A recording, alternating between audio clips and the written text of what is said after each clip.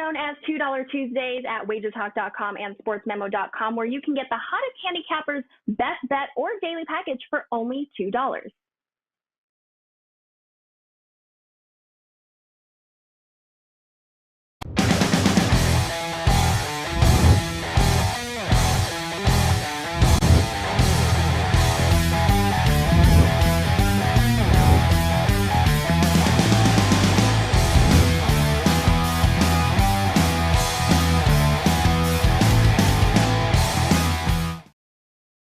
Welcome to WagerTalk TV. I'm Carmine Bianco. This is Stoppage Time, another EPL edition. We've got some midweek games. We're just going to discuss 3 of them. And then we are back on Thursday. We're doing a couple shows this week, and we are going to cover some more games on the weekend. So double duty for the guys. And let's bring them in. From Sports Memo, it's Pavlos Laguretos. And from WagerTalk.com, it's Nick Borrman and Kevin Dolan. Guys, let me tell you, I was pretty happy with the EPL weekend last week, 6-1-1 weekend overall. But a few games to touch on, and then I'll see if you guys have any surprises. The Liverpool Bournemouth game, 9-0 in that game. Scott Parker obviously sacked after that one. Liverpool looked good, but it was Bournemouth, guys. They have now allowed 16 straight goals without replying. And then, of course, we had Man City, their nemesis, Crystal Palace, got off to a 2-0 lead. City came back, score 4, win that one, 4-2, cover the handicap on that. Didn't look good early. And Liverpool keep on winning, and now 4-0, coming back in the last 26 minutes with a couple of goals against Fulham at home at the Emirates. Any surprises for you guys at all? Gunners, love them. I think we're all high on the beginning of the year. No surprises. Leeds we talked about as a uppity team. Man United we talked about as sucking. So I think things are kind of falling in line as a lot of us predicted early in this season. So it seems right. That's the best I can say. Tottenham was a team a couple of you guys had mentioned were good. So I don't see a lot of surprises right now. I guess Liverpool is the only one is dropping a couple points in their first couple matches, but you would have to expect that to fix itself as time moves on. But other than that, I think it's kind of as we expected it to be. Yeah, and you have to think with Liverpool, once they get a majority of their players back, they're still a couple days left in the transfer market, still some moves, and some of them happening overnight with Man United getting Antony. He is there. Chelsea working on bringing in Aubameyang from Barcelona. The details are being worked out on that one. I think that one is going to become official. They need someone to lead that attack at Chelsea, and we're going to talk about them next. Anything else, Pavlos, Kevin? I think probably the biggest surprise was Liverpool. They scored 9 goals and Salah scored none of them. And I was on the verge of doing a same game parlay of Liverpool to win and over something and Salah to score. But I think Salah has scored like an awful lot of goals against Bournemouth or newcomers, so he was at a very low price to score. They scored 9 goals. He scored none. I think that was the biggest upset in the weekend. Yep. So, guys, this is what we're going to talk about on the show. We've got Southampton and Chelsea. That one goes today. We've got West Ham and Tottenham. One of the London derbies, the many London derbies, going tomorrow. And then, of course, we've got Liverpool and Newcastle. Those are the 6 teams and 3 games we are going to focus on. And let's kick it off. Let's have a look at the Southampton and Chelsea line. The opening line in this one, Southampton plus 400. The draws plus 350. And Chelsea is minus 167. And before I send it to you guys, I'm looking at this game, and right off the bat, I look at Southampton, and aside from that opening game against Tottenham, they look competitive. They are one Bruno Fernandes strike this past Saturday in that early game from being unbeaten in their last 3 games. They've looked good. That game was pretty even. You look at the analytical numbers, you look at the stats in that game, and I think it was a pretty even game. Probably a little unfortunate not to pick up a point in that one, but that this is why the games are played. They're not played on analytics. They're played on final scores. This Chelsea team need to get someone in. I'm still not sold on this team. I did not pick them to finish in the top 4 this season, and I'm sticking by that at least early on. We'll see what Aubameyang does to this team if the transfer does come through. But I'm going to keep this short and sweet. Laying a goal here with Chelsea is way too much. I'm going to take Southampton in this one. Take the goal, and I'm going to take Southampton in this one. Nick Borrman, give me your thoughts. I'm right there with you, Karma. I liked Southampton last weekend against United, and I was on them. Unfortunately, that they were plus 3/4 of goal, so it was a loss, but only a half loss. I mentioned before, I do like taking those 3/4 goal lines. It minimizes our risk sometimes on those tight games. But you said it. I think they probably deserved at least a point from that game. They played United very, very well. Were tough all the way through. They just couldn't get one past De Gea, and that's soccer. That'll happen. Chelsea, honestly, I was surprised they win after they got that red card in the first half. I was very surprised. Not only did they win, they went up 2-0 in that second half early on, and they only generated 2 chances that entire second half, and they scored on both of them. So they were clinical in the way they did finish. Leicester, of course, produced better numbers throughout that game, but you can't really judge any of that based on the fact that red card came so early for the Blues. But overall, through 4 games, I think Chelsea has been rather unimpressive. Their best played match was that 2-2 draw versus Tottenham, which they probably deserved to win. But they look so poor against Leeds. I know. I read Kevin's article mentioning the game today, and that was probably their worst played game in the Tuchel area. I agree with you there, Kev. But I'm particularly worried about that here on the road again. I just don't trust them right now, how they're playing and how they've been starting off that season. Doesn't mean they can't come in here and win, of course, but I think +1 is having a win by 2 is a big number. I took this as an actual client play yesterday, and the price was -115. It's now up to -130 on the +1. So at least we got ahead of the price a little bit, and tells us that we're at least on the right side of the money. So I'm thinking that Southampton keep this tight. It may end up pushing, but I think they have a very good chance, just like they did against United, to at least get a point here. All right, Nick Borrman, WagerTalk.com. Pavlos, I mentioned it early on in the season during our previews. I think the Tuchel magic is done. They're still a very solid team, but everything they captured last year, and even going back to like that Champions League season, I just think they were a slightly different team now. Any thoughts on that, or thoughts on this game? Yeah, I think they need to make a couple of transfer moves. I think they're going to get Fofana from Leicester City, who is a very, very good center back. It's one of the spots where they direly need, they very much need one center back in that squad, and of course somebody at the offense. And if Aubameyang comes, I think a lot of things are going to change. But I think they have a lot of talent up front. They don't really have a clear striker, but they do seem to kind of manage with Havertz and Sterling. But I think their defense is going to be better with, even if he uses a 4-4-2 or something. 2 center backs, Koulibaly and Fofana are going to be a scary, with Cucurella at the left flank and Reece James at the right flank. Or even if he uses like a 3-4-3 formation with 3 center backs with Thiago Silva in there, I think this defense is going to be better. And their offense, again, I don't think it's really that bad, but I do think they need a solid striker, an actual striker. They can't really keep lying to everybody with the Havertzes and the Ziyechs and all that kind of, that types of people. I think Aubameyang coming back to the EPL is going to be huge, and I think it's going to be a great addition for Chelsea.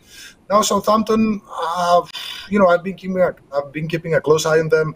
They've been using a lot of different formations this season. They started with a 5-3-2, they switched to a 3-4-3, and now in the last couple of matches they seem to settle in a 4-5-1 type of formation, which seems to be working just a little better because they made a lot of additions at the back line, and I think they still haven't found the chemistry at the back. Now they used Djenepo, who is a left winger. They used him as a left back in their match against United. That didn't really work out. I mean, he's nice in the offense, to walk down the flank, but his defensive duties are not that good. So I'm not exactly sure what lineup Southampton are going to field, because keep in mind, guys, that this is a midweek match. Then they have the weekend matches, and then Champions League starts next week. So be very careful of what you pick in these midweek fixtures and also in the weekend, because they're going to be tricky, and there's going to be a lot of rotation, a lot of new players in the lineups, a lot of different formations. So be very careful. But as far as this match goes, I think we're going to see goals here. Chelsea have lost that defensive, prowess that they had at the start of Tuchel's reign. So I think we're going to see goals here. All right, Pavlos Laguretos of Sports Memo. Pavlos, I thought for sure you would say another red card for Chelsea, 2 straight games, Koulibaly a couple games back, and then Conor Gallagher in the last game picking up 2 yellows and, of course, a red card in that first half. And speaking of Conor Gallagher, Kevin Dolan, you said it. This guy looked fantastic last season, and now in this Chelsea lineup, he's not so good. Yeah, Chelsea are definitely a strange outfit this season, and this is a tough game for them. I was impressed, like Nick said. I have been impressed, over multiple games that how Southampton have looked. I took them against Leicester a couple of weeks ago. They played really well in that game. Played well against United, as you guys mentioned as well. For the most part, squandered some, decent goal scoring opportunities in that game. So I'm expecting more of the same here.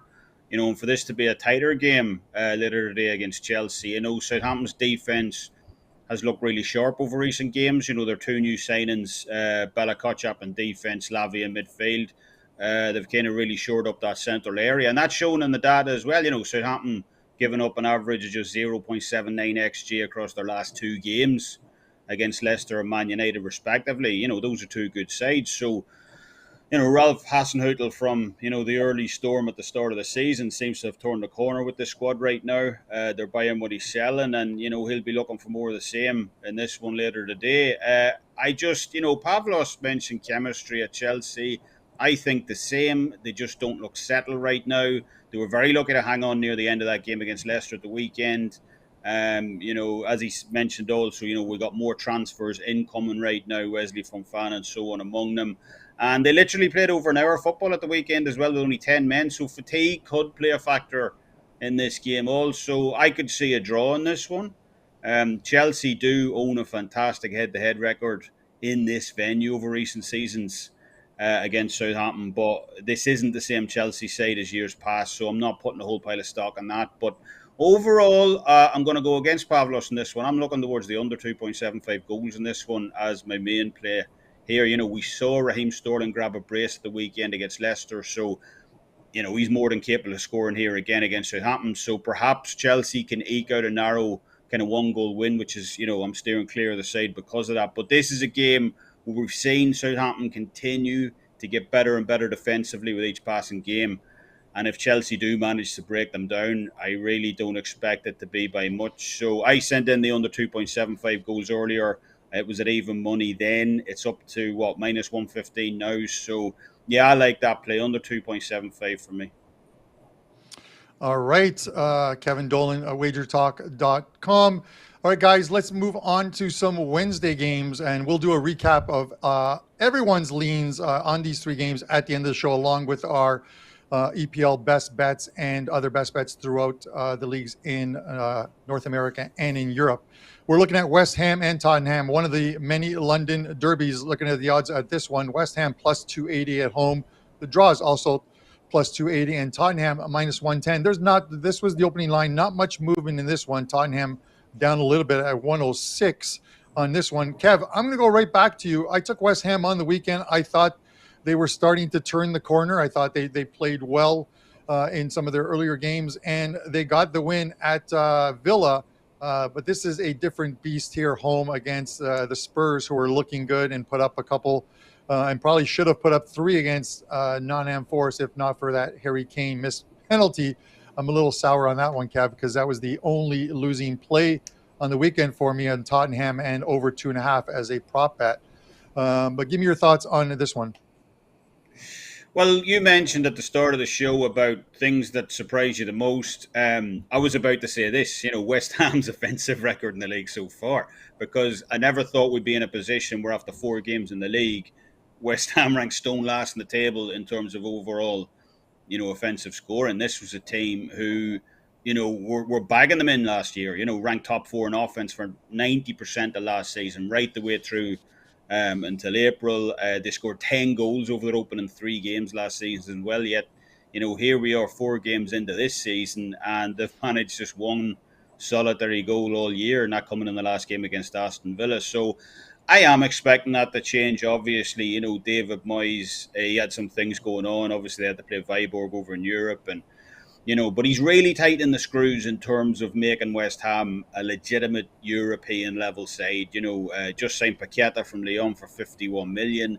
That's a big statement, especially considering both Arsenal and Tottenham were heavily interested in acquiring his signature as well. So the Hammers really are laying down a marker right now in terms of where this club are headed. So if you're a fan of this team doing badly, basically, you better take a snapshot of the table right now, in my opinion, because I do expect a surge from this team over the next couple of weeks. Even with Chelsea and Newcastle on deck, they do have a pretty tough schedule.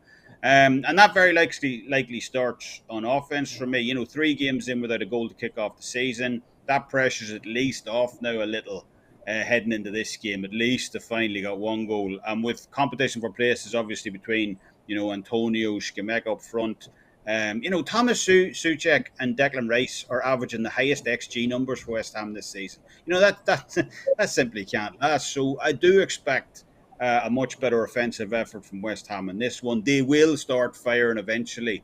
And obviously for Tottenham to respond in kind, we know how good Spurs are offensively. So I like goals in this one. Tottenham are already averaging 2.25 goals per game this season. They're joint first in open play goals scored on the road this year as well. So we know what they bring to the table. And, I expect, even in a derby match, I expect West Ham to match them in that regard, especially in East London, where 3 of the last 4 head-to-heads between these two in this venue have gone over this total. So, yeah, over 2.5 goals for me in this one, minus 130. That's where I'm looking to play this one on Wednesday. All right. Well, there is our first disagreement of the day. Kev likes the over. I like the under. I think it's going to be a lower scoring affair, but we will see how it shakes out at the end of the day. And we'll talk about it on Thursday's show as one of us brags, I'm sure, Kev. Pavlos, I'm going to go to you on this one. Listen, I'm really happy about how Tottenham have started the season. Antonio Conte doing a fantastic job. And we knew last season when he was on the market, he could have gone to either Tottenham or Man United. He chose Tottenham. He's brought in a lot of players to improve this team, and he really has. You look at it, just put an Italian in charge. That's all you got to do. Put an Italian in charge. Ancelotti wins the Champions League. Conte having a great start with Tottenham. The Italian managers are great unless you're trying to qualify for a World Cup. Then that goes out the window. But give me your thoughts on this one, Pavlos. Yeah, this is very true about Italian coaches, and there is a good reason for that, because they're so used to playing defense, like being very good on the defensive end. And I think Conte, to some extent, he has done that at Tottenham. Of course, Tottenham had to kind of reinvent their entire backline, and now they're using a backline that doesn't really appeal to me. They're not especially good. I mean, they made so much transfers, and now they keep playing Dyer and Davis at center back, but it works out for them. It does work out for them, but that's probably mainly to their strong midfield with Højbjerg and Betancourt. I think that's a very, very capable defensive duo. Those 2 guys are really, really good defensively, and keep in mind that they have a pretty stacked bench as well, with Bissouma being ready to be deployed. They have Richarlison at the bench. They might not have many good players at the bench, but they have like 3-4 players who could have easily been playing as starters in this league. So yeah, I think Conte is gonna try to maybe break the tempo in this match. But again, they played these 2 teams. They played over the weekend. They now play midweek matches. They're going to have to play next weekend as well. And now both teams will play in Europe next week. West Ham are playing in the Conference League next Thursday. Tottenham, they're playing in the Champions League. They're hosting Marseille on Tuesday, I believe. So I'm really scared, to be honest, of these midweek fixtures, not only in the EPL, but across Europe. I think these are very, very tricky matches. I'm not sure that the teams are going to go all in. We might see a lot of rotation there. Of course, West Ham, they did also some good additions at the defense, but a couple of them are injured. They now got Emerson from Chelsea, who is not a very good defender. He likes to, walk up that left flank, and sometimes he leaves gaps at the back. He has a nice, left foot with nice crosses there.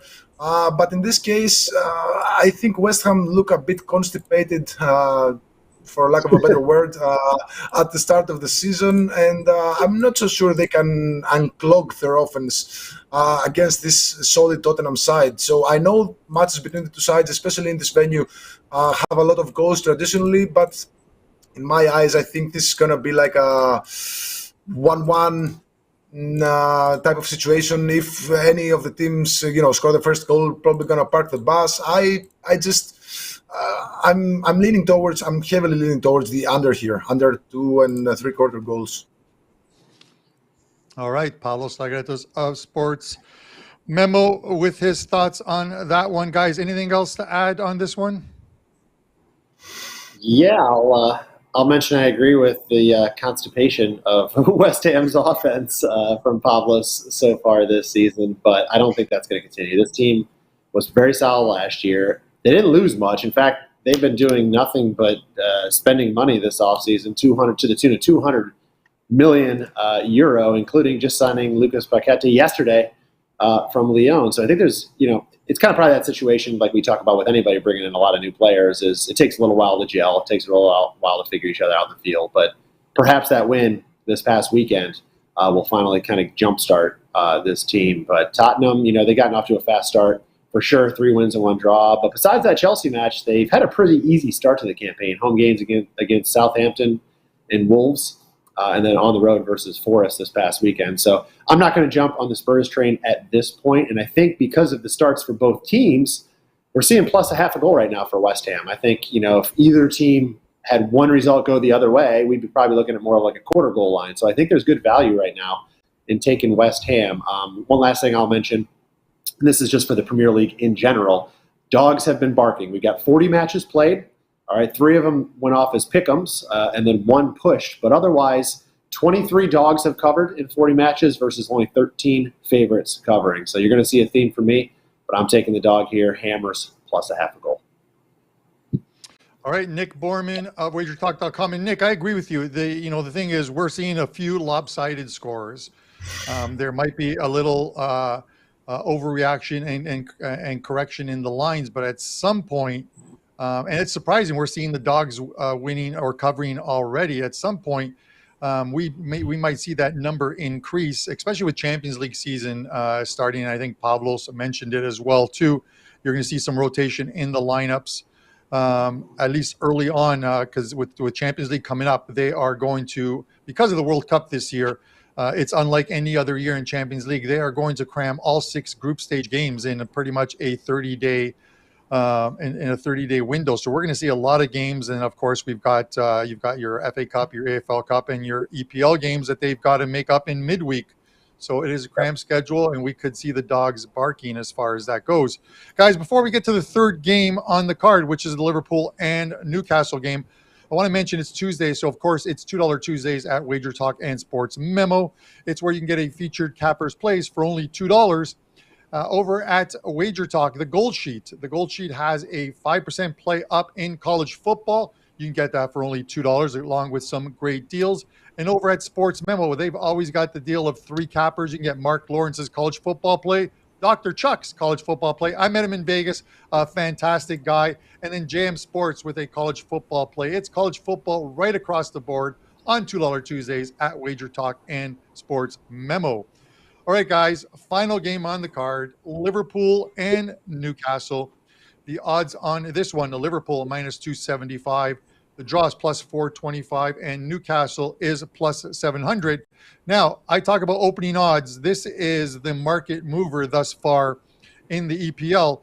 Liverpool from 275 are now at minus 350. I'm seeing at a few books with the draw plus 475, and Newcastle are at plus 900. Pavlos, I'm going to go to you. I'm just wondering, overreaction, 9-0 Liverpool, still with some issues in midfield. That was against a toothless Bournemouth team. They're getting now probably the most improved team in the Premier League from last year to this year in Newcastle.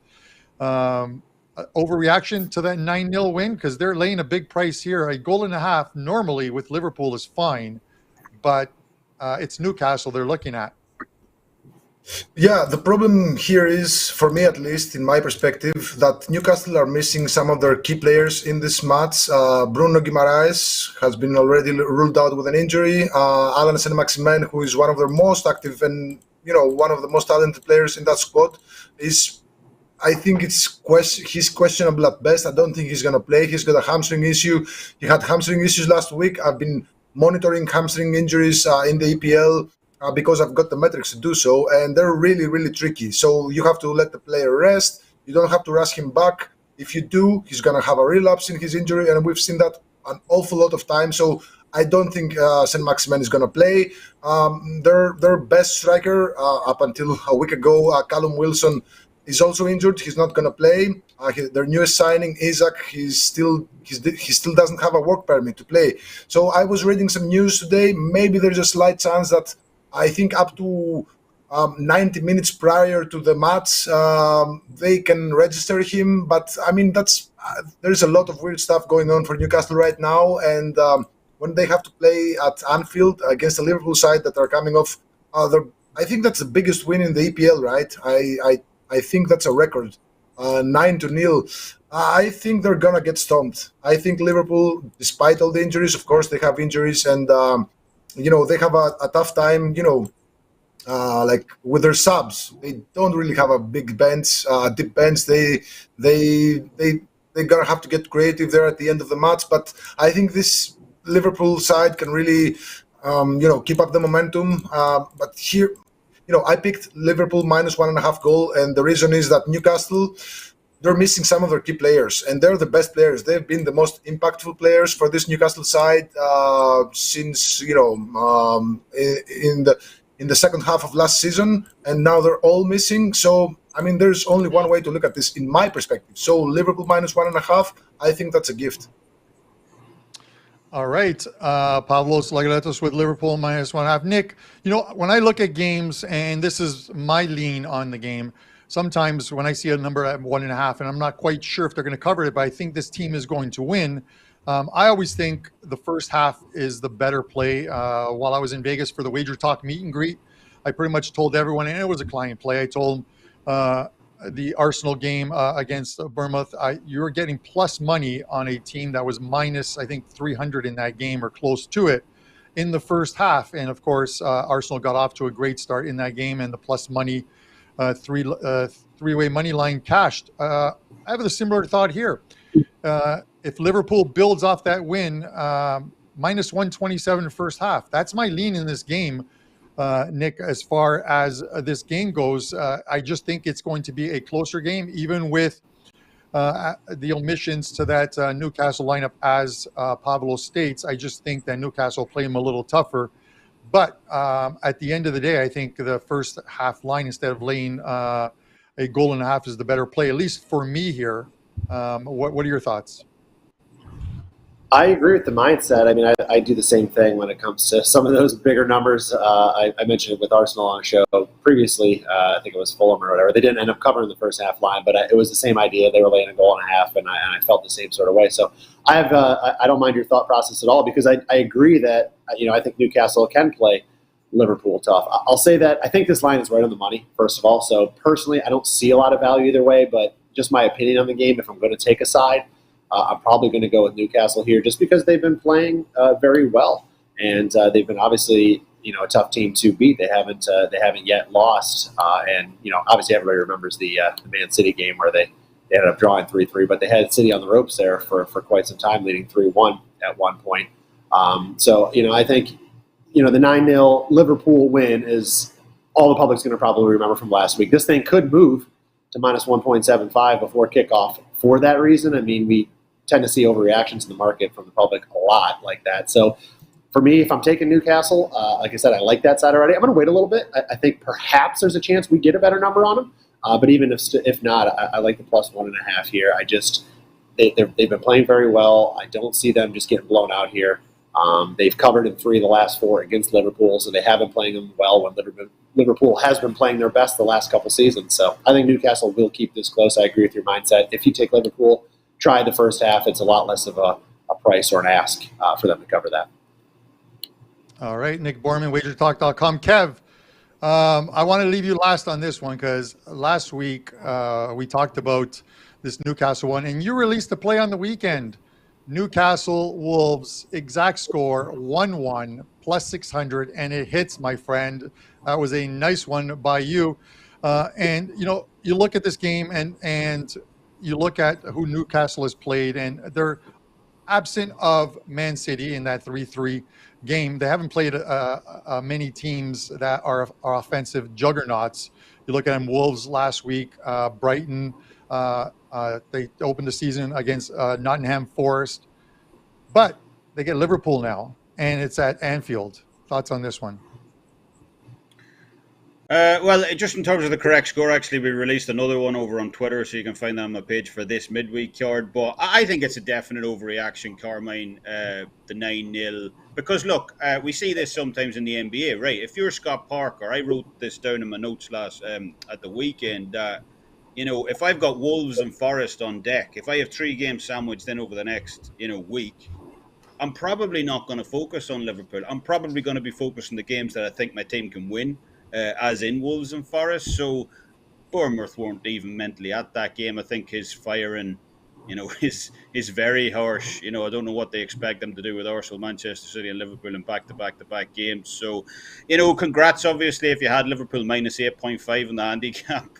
Nice to play out in there, but I do expect a far tougher test for Liverpool in this one. This Newcastle team just doesn't know how to lose right now. 6 straight league games now without a loss. You guys mentioned the Man City game. They played absolutely brilliantly on that one. Easily could have won that game outright. So I don't think they'll, come here and be intimidated by, the Bobby Firmino show that was going on at the weekend. But even so, I do take Pavlos' points because I really don't want to oppose Liverpool in this spot either. They're a full 7 points behind Arsenal right now in the league. They really need to start, making up ground sooner rather than later. So because of that, I can see Liverpool winning outright here. I don't want to lay the price, obviously. Am I enthusiastic about the handicap? Not particularly, as Nick mentioned. I think it's priced correctly. I could see them winning quite comfortably here, possibly 3-0. But equally, I could see it being a tighter 2-1 type of affair. This game really does have me perplexed. But no matter what kind of angle I see, it all comes down to 3 goals for me. I like the exact total goals 3 in this one, and it's going off at a plus 333 price. 3-0, 2-1, whatever score lines I have in my head, it keeps coming down to 3 goals. So, yeah, I mean, as I said, 3-0, 2-1, whatever it may be, I like the value on that exactly 3 goals. To be scored proper, plus 333. I like that pretty big price. So, I believe that that gets home here. All right, Kevin. Dolan, dishing out the exact score prices, the ones that Pavlos and I usually like. You took the lead on it. You hit a nice plus 600, and you've got another one up, so good luck on that one. Guys, I just want to mention a quick promo. This is a soccer/hockey promo that is up on Andrew and I's page. We're the hosts of Puck Time, which will return shortly as the NHL season is about to kick off. But Andrew was number 1 in NHL last season, absolutely killed it at plus 143 units. Number 1 in soccer for myself. So what we've done is we've combined to get a full NHL season from Andrew right through the Stanley Cup playoffs, and get a full season of soccer as well too. And you're going to get all the Champions League. You're going to get the World Cup. You're going to get everything right through 365 days. And that's a package that normally goes for like $1,700 combined. You can get it for $11.99 on either one of our pages, and you'll get all of those plays, NHL and soccer. So I just wanted to mention that promo on the show. But now we've got the best bet segment, and we are going to look at some games across Europe. Nick, I'm going to go to you first. I am going to stick with the MLS, Carm. It's been a good season so far. I don't see any reason to differentiate from that. And I'm going to take Miami plus 3 goals of a goal on the road at Columbus. Miami, it's like both teams kind of the tale of two seasons. You look at season-long numbers, both teams are very close in a lot of the metrics. Miami, though, had a very rough start, winless in their first 5, and they scored 3 goals against allowing 13. And that minus 10 goal differential is still where they sit today. So since then, they've righted the ship.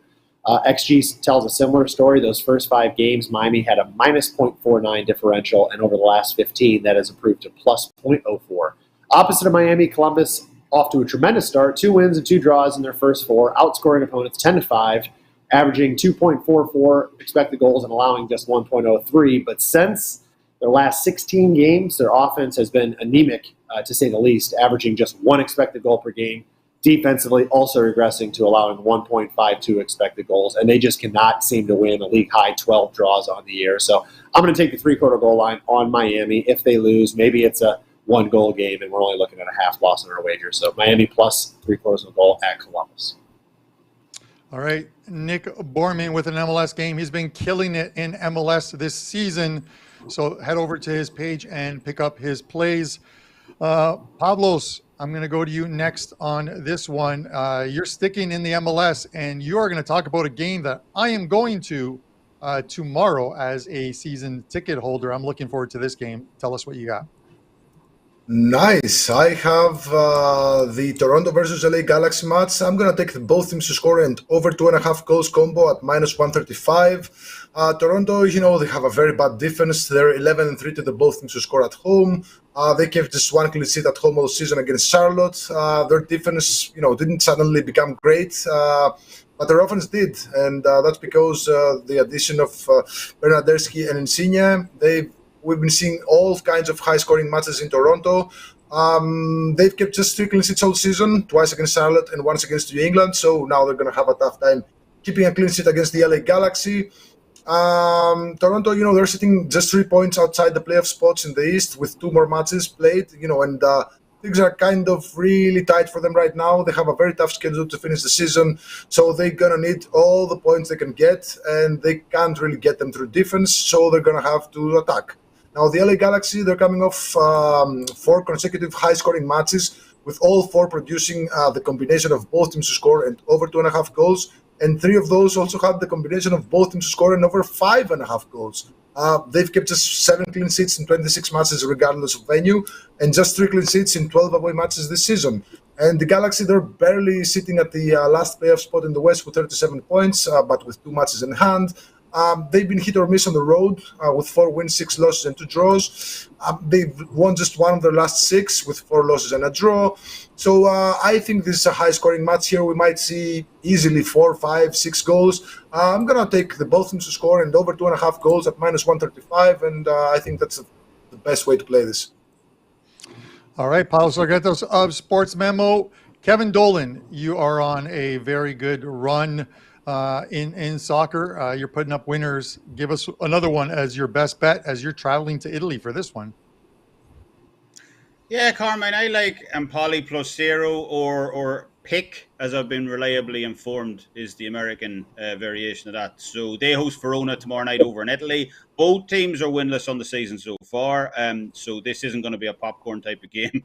I'm not expecting much excitement. But I've been more impressed with how Empoli have looked so far, especially defensively. They've given up just 2 goals all season compared with Verona's 7. Empoli also ranking top 5 in the league in terms of overall defensive XGA this season as well. So I am expecting a tight game here on Wednesday between the 2 sides. Both teams desperately need a win, but I believe Empoli can get the victory in this one and notch their first win of the season at home. So Empoli a pick for me over in Italy tomorrow night, best bet. All right. Kevin Dolan, WagerTalk.com. And guys, I am going to a Thursday EPL game.